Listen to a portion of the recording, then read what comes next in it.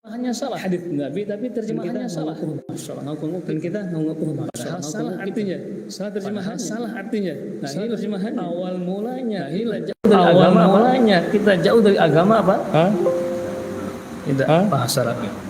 Tidak bahasa Arab. Dan musuh umat ini adalah kebodohan. Musuh adalah kebodohan. Ada kesyirikan, kekufuran, kebodohan. Musuh umat ini.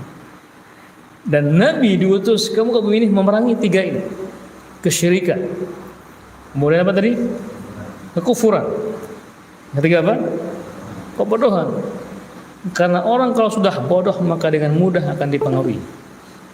Orang kalau bodoh akan mudah dipengaruhi seperti apa? Seperti kerbau yang diikat ujung hidungnya kemanapun ditarik ikut saja. Kenapa? Dia bodoh.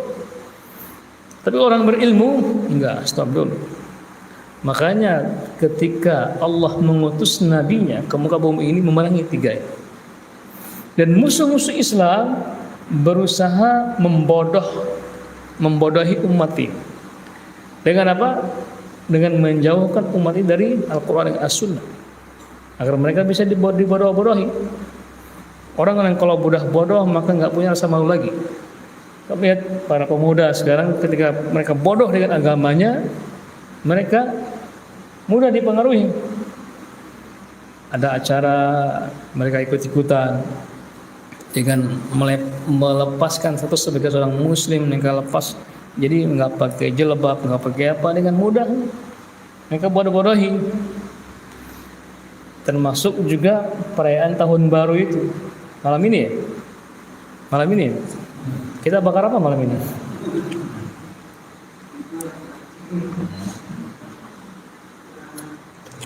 Dengan mudahnya dibodohi. Setelah tanpa ilmu, tanpa dasar, ketika mereka bodoh dimasukilah pemikiran mereka. Oh, ini kan bagian dari kesenian, bagian dari mengisi waktu, bagian segala macamnya. Akhirnya apa? Banyak umat Islam yang terpedaya. Tahu apa awal mulanya itu? Ketika apa tadi? Kebodohan tadi. Awal mula bodoh kenapa? Karena kita nggak paham bahasa Arab. Justru musuh-musuh Islam itu sekarang malah lebih gencar belajar bahasa Arab demi untuk mencari apa? Mencari kelemahan dalam Al-Quran. Tapi sampai sekarang mereka tidak ketemu. Karena Al-Quran itu bukan hanya ilmu pengetahuan dalam, tapi itulah mukjizat. Apa mukjizat itu? Mukjizat itu adalah setiap yang berhadapan dengan dia pasti kalah. So ateis bercerita sampai dia masuk Islam karena dia nggak percaya agama, namun ketika dia membaca Al-Quran ternyata ada hal-hal yang dia tidak bisa bantah di situ. Mungkin orang yang mengatakan Al-Quran itu buatan Muhammad, bisa saja, tapi ada di Al-Quran itu yang tidak bisa terbantahkan. Apa itu? Masalah hitung-hitungan. Rumus matematika ada dalam Al-Quran. Tahu di mana tempatnya? Tahu nggak di mana? Di mana? Rumus dasar matematika ada dalam Al-Quran. Yang mana pada saat itu belum ditemukan rumus matematika. Tetapi Al-Quran sudah ada. Contoh misalnya tambah. Ada Al-Quran rumus tambahan?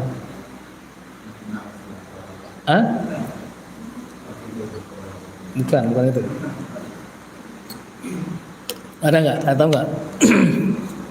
Di surat Al-Kahfi ketika Allah menjelaskan tentang jumlah tahun para penghuni gua itu tinggal berapa tahun? Walabithu fi kahfihim 300 sinin wazdadu 9. Mereka tinggal di dalam gua mereka berapa? 300 tahun ditambah 9. Ada tambah. Kenapa Allah tidak mengatakan langsung 309 tahun? Kenapa? Apa hikmahnya?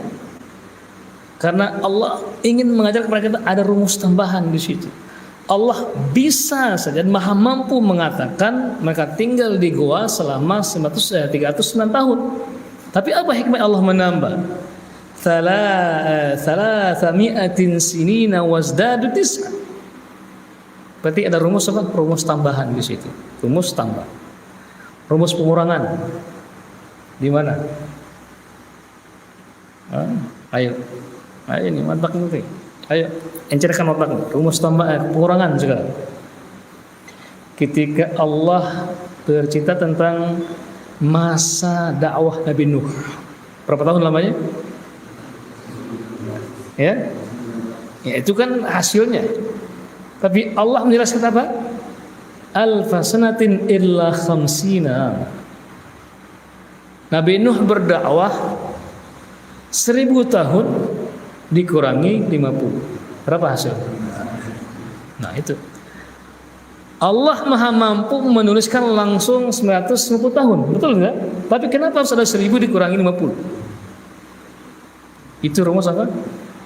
Pengurangan. Agar otak kita bermain di situ. Akal kita bergerak. Kalau langsung hasilnya nggak capek-capek kan. Tapi ketika ada hasil kita pengurangan, masalah kita bergerak kan. 1000 tahun dikurangi 50. Berapa itu hasilnya? Tahu, masya Allah.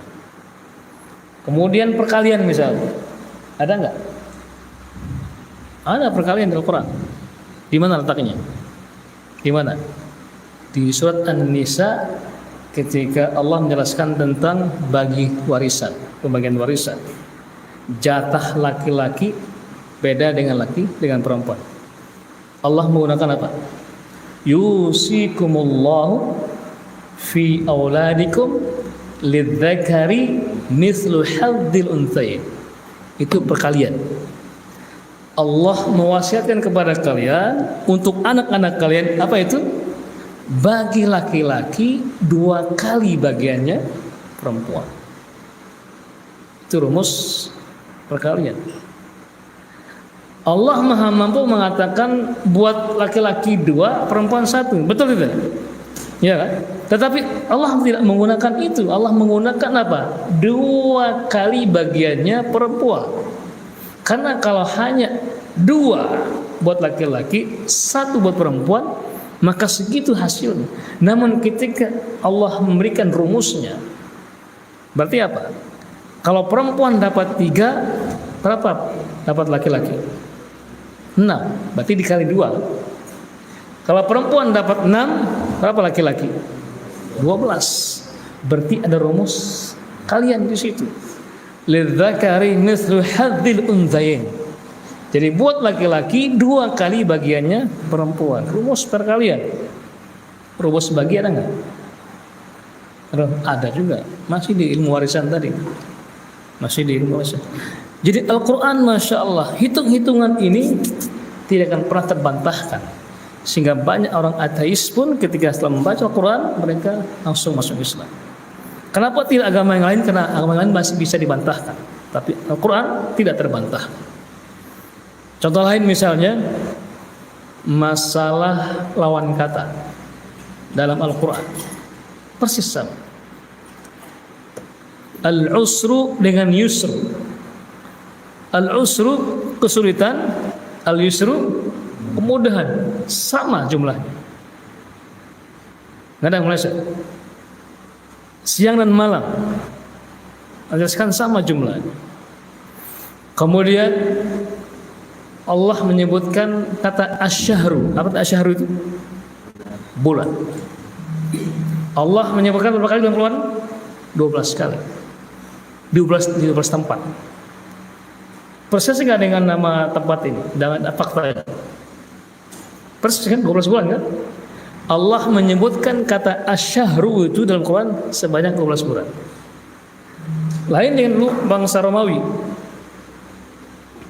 Ya, bangsa Romawi itu di awal-awalnya mereka menetapkan bulan Masehi itu hanya 10 bulan saja. 10 bulan. Mereka mulainya dari bulan Maret.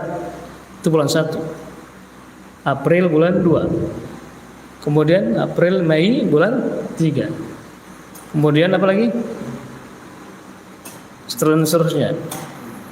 Karena itu dari bahasa Romawi kuno. Makanya kalau antum lihat dari artinya bulan September itu dari kata septa. Apa septa itu? Apa artinya Mas? Septa. 7 ya. Okta. 8 kan? Itu bahasa apa itu? Ya? Okta kan? Oktober. Okta. Nova. Ya? Nona. 9. 8. Nano. Des 10. Ya. Deka ya. Ya artinya apa? Itu mereka awal-awal itu menentukan bulan itu 10 bulan. Nah, semenjak raja mereka yang bernama Julio Caesar tulisannya itu, setelah berkonsultasi dengan para ahli astronomi lagi, lalu ditetapkan di 12 bulan. Ditambahkanlah bulan Januari, diambil dari nama dewa mereka, dewa Romawi, Janus.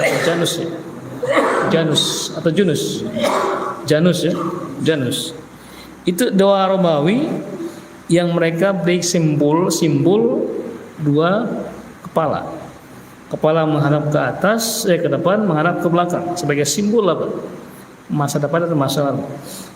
Di malam pergantiannya itu mereka merayakan dengan menyembah, membuat persembahan kepada dewa mereka itu. Itulah awal mulanya perayaan tahun baru itu, menyembah kepada Tuhan mereka.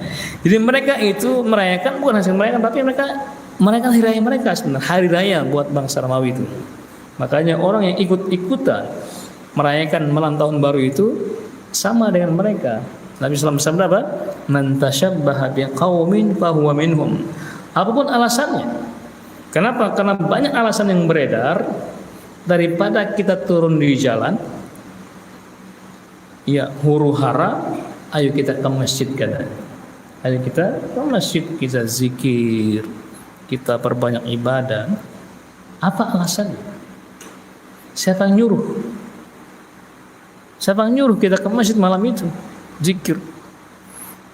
Karena nggak ada perintah, nggak ada nyuruh, muncullah namanya kompilasi zikir malam tahun baru.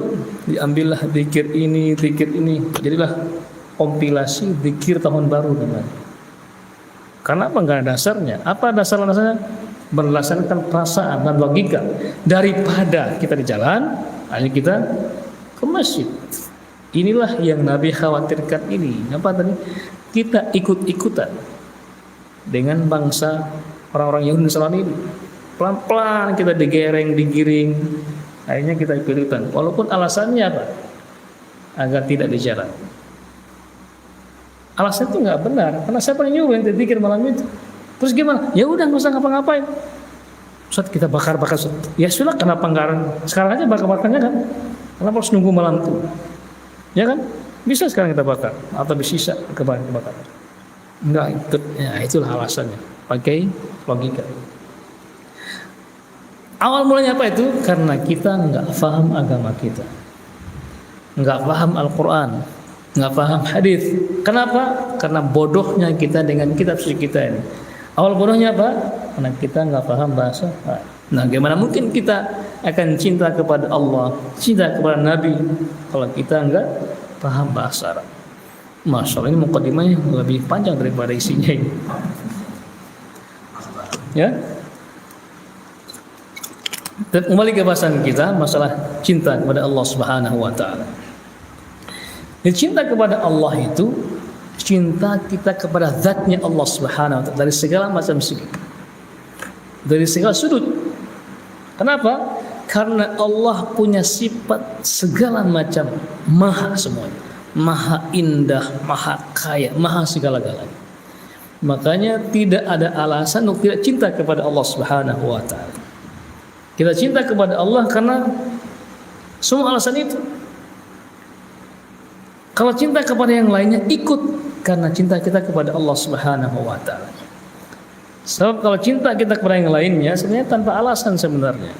Cinta kepada istri misalnya. Kenapa kamu cinta? Karena ada alasannya. Apa alasannya? Ingat, ketika hilang alasannya, berarti hilang cintanya. Kan begitu ya. Makanya kalau orang-orang yang suka cinta itu suka berlebihan, suka lebay. Apalagi orang lagi kasmaran itu, masya Allah. Gunung kudaki, lautan kuseberangi, masya Allah. Tapi masjid nggak pernah dilewati, masjid nggak pernah disinggahi, ya enggak? Katanya dia mampu melewati gunung, mampu menaik gunung, mampu menyeberangi lautan. Masjid depan rumahnya nggak pernah singgahi. Mana kata cintanya itu? Ya itu ya, kan begitu nih. Jadi cinta kepada Allah itu cinta kepada zatnya Allah Subhanahu wa taala. Adapun yang lainnya itu ngikut, karena kita cinta kepada Allah Subhanahu, termasuk cinta kepada istri, anak-anak. Kenapa? Karena kita cinta kepada Allah, hanya kita cinta kepada mereka. Makanya bagi pasangan suami istri itu, ketika kita cinta mereka, pilihlah istri yang cinta karena Allah. Anak pun cinta karena Allah. Kenapa? Karena itu cintanya, maka cintanya akan terus. Karena cinta yang lainnya, ketika hilang alasannya, hilang cintanya. Misalnya karena nikahnya karena harta, misalnya. Hilang hartanya, hilang cintanya. Dia cinta karena jabatan, hilang jabatannya, hilang juga cintanya. Karena kecantikannya misalnya, makin lama makin hilang cantik ini kan. Kita hilang cantiknya, hilang cintanya. Tapi karena cinta kepada Allah, Allah lah yang menumbuhkan hati itu, maka akan terus berkembang cintanya itu. Oleh karena itulah, cinta kepada Allah ini sudah Allah tuliskan perintahnya di semua kitab yang Allah turunkan. Baik itu Zabur, Taurat, Injil, Al-Quran, semuanya. Jadi semua nabi itu dan semua kitab itu merintahkan kita agar kita cinta kepada Allah Subhanahu wa taala. Dan semua nabi pun, dari Nabi Adam sampai Nabi Muhammad, satu perintahnya apa itu? Mencintai Allah Subhanahu wa taala sebelum yang lainnya. Kenapa? Orang kalau sudah cinta, apapun diperintahkan dia akan mudah melaksanakan. Orang kalau cinta itu, coba kalau antum dulu pas sebelum kenal dakwah kan, waktu masa-masa pacaran gimana itu? Masih ingat nggak dulu? Masih ingat nggak dulu? Ya Bu Khalid ya, Pak Khalid, Bang, begini, ayo katanya. Hujan badai dilewati, masya Allah. Dingin-dingin nggak kerasa itu. Yang penting dunia milik kita berdua, yang lainnya ngontrak. Kan gitu Pak Ji? Dulu kan gitu kan ya? Lewat semua itu. Karena cinta, ya, biar hujan ya, masya Allah. Ya, naik pesawat ya, masya Allah. Kenapa? Karena cinta. Cinta itu kan cinta yang ikut kepada cintanya Allah. Makanya orang kalau cinta kepada Allah, apapun yang Allah perintahkan dia siap. Makanya semua nabi, semua kitab-kitab merintahkan kepada umat ini untuk cinta kepada Allah Subhanahu wa taala. Kemudian juga hati manusia ini, fitrahnya, ketika Allah ciptakan mereka juga tertanam dalam dirinya cinta kepada Allah Subhanahu wa taala. Makanya kata Nabi SAW, "Ma min mauludin illa wulida ala fitrah." Setiap yang lahirkan bubu ini pasti lahirkan dalam keadaan fitrah, artinya cinta kepada Allah Subhanahu wa taala. Tapi pengaruhnya apa? Orang tuanya lah yang pengaruh mereka, lingkungannya, tempat sekolahnya dan juga yang lainnya, sehingga mereka benci kepada Allah Subhanahu wa taala. Kemudian wa ma raqiba fihi minal uqul, dan juga apa yang ada di akal manusia ini, fitrahnya itu adalah cinta kepada Allah Subhanahu wa taala. Pembawaan kita sebagai manusia itu pada dasarnya cinta kepada Allah Subhanahu wa taala. Makanya orang yang ketika akalnya bersih, hatinya bersih, dia pasti menerima Islam. Walaupun sebelumnya pun ateis, agama yang lainnya, namun ketika akalnya bersih jernih, pasti akan menerima Islam. Kenapa? Sudah ada gen dalam tubuhnya itu cinta kepada Allah Subhanahu wa taala. Pengaruh luarnya yang pengaruh dia. Dan cinta kepada Allah Subhanahu wa taala sudah merupakan anugerah yang Allah berikan kepada akal manusia. Namun dalam bergilirnya waktu itu terkadang karena sering kita pakai akal kita, otak kita dengan yang lain terkotori. Makanya perlu yang namanya di setting ulang. Seperti HP misalnya. Kalau sering kita pakai lama-lama lambat ya. Betul nggak? Gimana solusinya? Di-reset ulang. Kembali ke settingan awal. Betul nggak? Nah sama juga dengan hati kita ini. Otak kita ini sering kita pakai pikir sana pikir sini, akhirnya rusak otak kita ini. Gimana caranya? Kembali ke settingan awal, bagaimana Allah menciptakan kita. Maka dengan demikian dia akan cinta kepada Allah Subhanahu wa taala. Kemudian fa innal, habis waktu ya. Fa innal quluba mutawwiratun majbulatun ala mahabbatillah man 'an'ama 'alaiha. Kenapa? Karena hati dan juga akal kita ini akan condong kepada akan condong cinta kepada orang yang memberikan dia kebaikan. Betul nggak? Misalnya ada orang berbaik kepada kita, pasti kita cinta kepada dia kan? Semakin sering masih dia kita ngasih kebaikan, pasti cinta. Karena hati manusia demikian. Hati manusia itu cinta kepada orang yang memberikan dia kebaikan-kebaikan. Nah, Allah memberikan kita segalanya. Maka seharusnya lah hati ini dan juga akal ini cinta kepada memberikan kebaikan. Kenapa? Karena Allah memberikan kita segala-galanya. Kemudian faikaini man kullal ihsani minhu. Nah, bagaimana mungkin bagaimana ya kalau seandainya yang memberikan kita segala-galanya itu kita tidak cintai, pasti kita akan mencintainya. Wa ma bi khalqihi jami'u min ni'matin fa minhu wahdahu la syarika lahu. Oleh karena itulah, karena Allah yang telah memberikan kita segala-galanya, maka sudah seharusnya lah kita cinta kepada Allah Subhanahu wa taala sebagaimana firman Allah Subhanahu wa taala, wa ma bikum min ni'matin fa minallah thumma idza massakumud dharru fa ilaihi tajra'un. Maka segala apapun yang ada pada kalian itu bagian dari nikmat Allah Subhanahu wa taala. Dan ingat, ketika kalian merasa kekurangan, sakit, sedih, pedih, kemana kita kembali? Kepada Allah Subhanahu wa taala. Jadi apapun kondisinya, apapun alasannya, kita sebenarnya cinta kepada Allah Subhanahu wa taala. Cuman karena pengaruh keadaan, kondisi, situasi lah yang buat kita jauh dari Allah Subhanahu wa taala. Wallahu taala alam. Ini yang bisa kita sampaikan pada malam hari ini. Mudah-mudahan bermanfaat.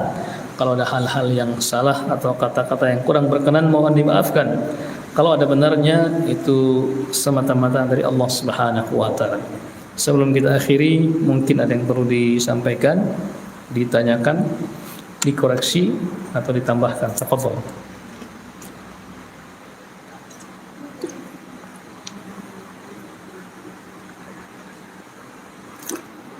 Betul, Pak Ihsan. Bagaimana dengan pernyataan yang keluar dari seorang itu kan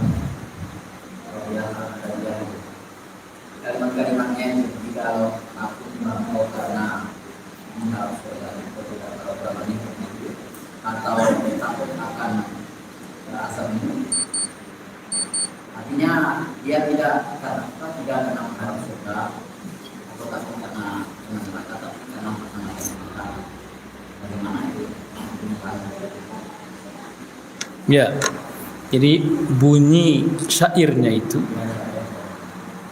Ilahi lastu lil firdaus ahli wala aqwa al nar jahim. Apa kata dia? Aku ini enggak pantas masuk ke surgamu, enggak juga kuat atas nerakamu. Terus maunya kemana? Maunya apa gitu? Ya, maunya apa? Jadi dia dalam itu syairnya itu, Ilahi lastu lil firdaus ahla. Aku enggak sanggup, enggak pantas ke nerakamu. Enggak pantas ke surga.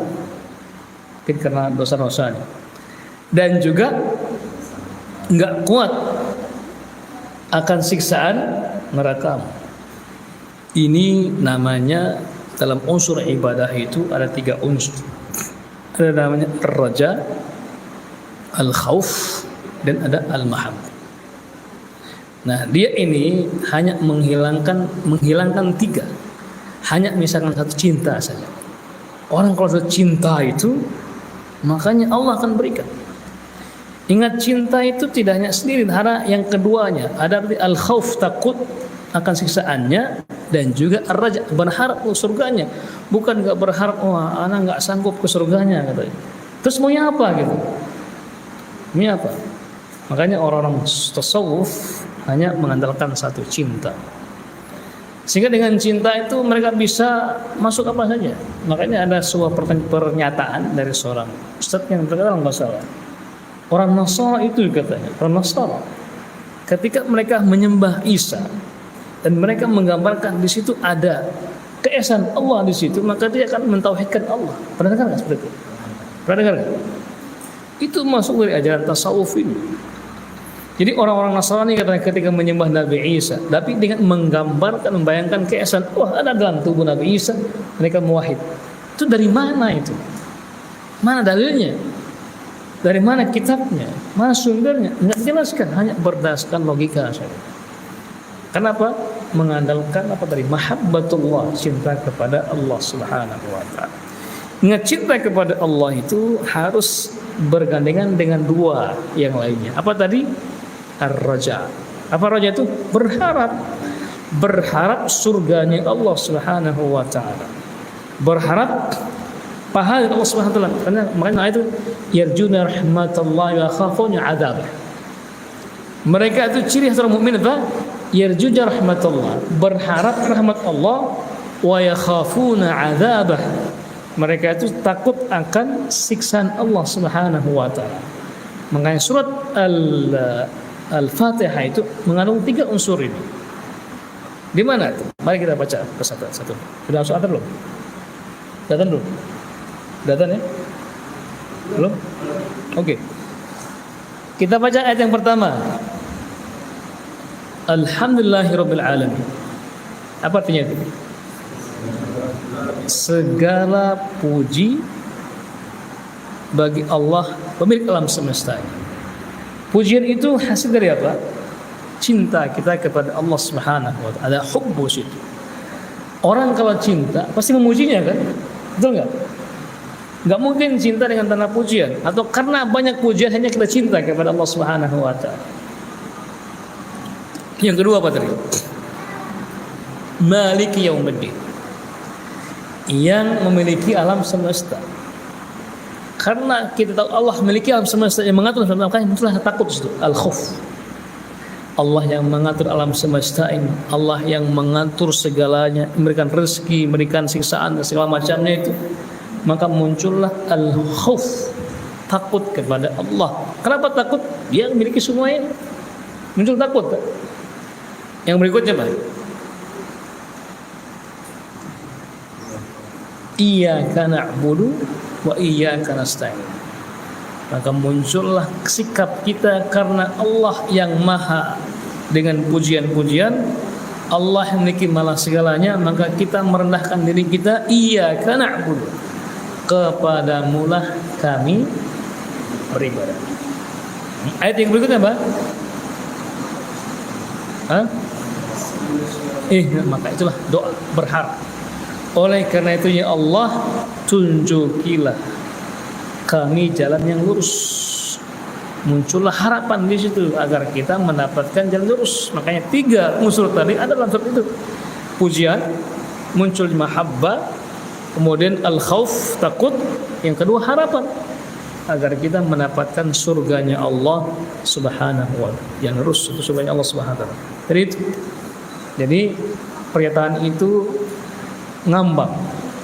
Dia nggak mau mendapatkan siksaan, tapi kedua nggak mau mendapatkan surga. Terus maunya kemana? Itu istilahnya baina manzilatain. Dia berada di posisi antara dua. Enggak, surga ke neraka, berarti tengah-tengah dia. Itu dijelaskan dalam Al-A'raf itu. Jadi dia berada di tengah-tengah. Wallahu ta'ala. Begitu jawabannya. Cukup ya?